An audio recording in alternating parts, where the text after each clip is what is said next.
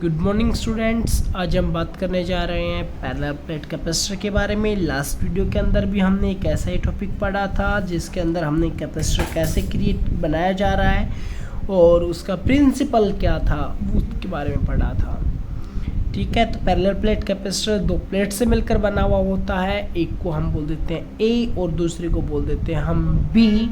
दोनों के बीच में कोई ना कोई एक पैरेलल सेपरेशन होती है जिसको हम स्मॉल डी से रिप्रेजेंटेशन करते हैं। प्लेट्स के बीच में जो सेपरेशन होती है उसको स्मॉल डी से सेपरेशन को देखते हैं। तो हमने सबसे पहले क्या किया, दोनों प्लेट्स की जो एरिया है वो क्या है, हम ए मान लेते हैं, कैपिटल ए।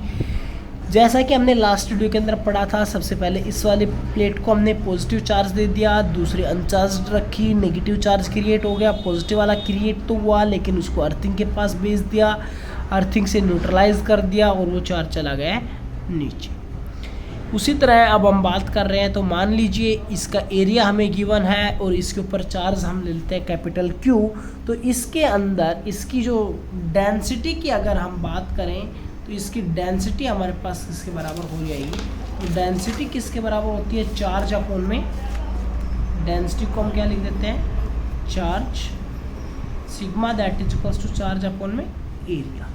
तो डेंसिटी क्या हो जाएगी हमारे पास इस वाले की Q बाई ए और सेकंड वाले की क्या हो जाएगी अगर यहाँ पर पॉजिटिव प्लस Q चार्ज है तो यहाँ पर भी माइनस Q चार्ज होगा, तो इसकी क्या हो जाएगी, नेगेटिव चार्ज डेंसिटी हो जाएगी और वो किसके बराबर रहेगी, सेम के बराबर रहेगी।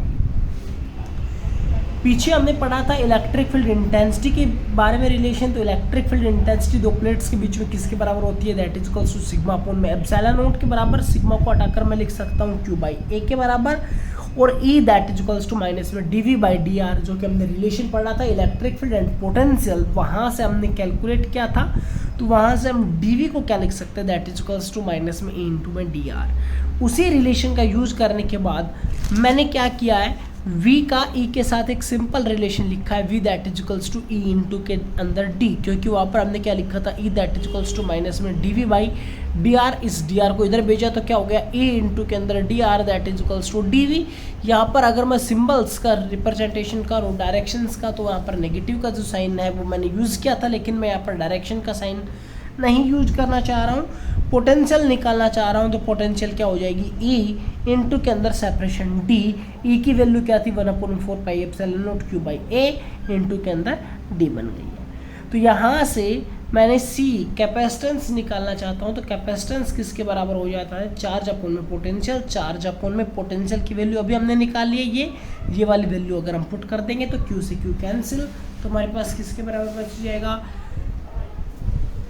C that is equals to D 1 upon में Q से Q कैंसिल, तो D अपॉन में epsilon naught A। Epsilon naught A ऊपर चला गया तो epsilon naught A by D। तो कैपेसिटेंस किसके बराबर लिखा जाएगा, in free space that is equals to epsilon naught A by D के बराबर लिखा जाएगा। लेकिन अगर हम बात करते हैं रिलेटिव परमिटिविटी और डाइलेक्ट्रिक कांस्टेंट के बारे में, यानी कि किसी मीडियम, तो यहाँ पर मैंने दोनों के प्लेट्स के बीच में एयर ली थी, तो यहाँ पर एप्सिलॉन नॉट यूज़ किया था। अगर कोई मीडियम होगा तो मैं एप्सिलॉन का यूज़ करूँगा और उसी का रिलेशन अभी हम देखने जा रहे हैं। तो according to Coulomb's law, force हमारे पास किसके बराबर होता है, 1/4 pi epsilon naught Q1 Q2 divided by में R का स्क्वायर। जब दो चार्जेस Q1 और Q2 के बीच में सेपरेशन R रखी हुई हो तो उस टाइम पे फोर्स को ये लिखा जाता है।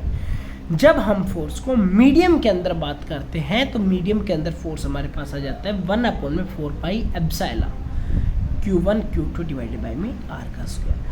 फर्स्ट इक्वेशन को, इसको इक्वेशन लिख रहा हूँ फर्स्ट और इसको इक्वेशन मान लेता हूँ second. Equation first divided by equation second, then FO by FM that is equals to बन जाएगा हमारे पास एप्सिलॉन बाई एप्सिलॉन नॉट। इसको कट करके देख लेंगे क्योंकि ये इन्वर्सली है, तो इसलिए यहाँ पर ये लग रहा है कभी आप गलती से ये लिख दे एप्सिलॉन नॉट बाई एप्सिलॉन, नहीं एप्सिलॉन अपॉन में एप्सिलॉन नॉट। और जो ये होता है ये एक कांस्टेंट के बराबर है, तो इसी को हमने क्या बोल दिया, रिलेटिव इलेक्ट्रिकल परमिटिविटी और डाइलेक्ट्रिक कांस्टेंट के बराबर बोला गया है। Clear, thank you.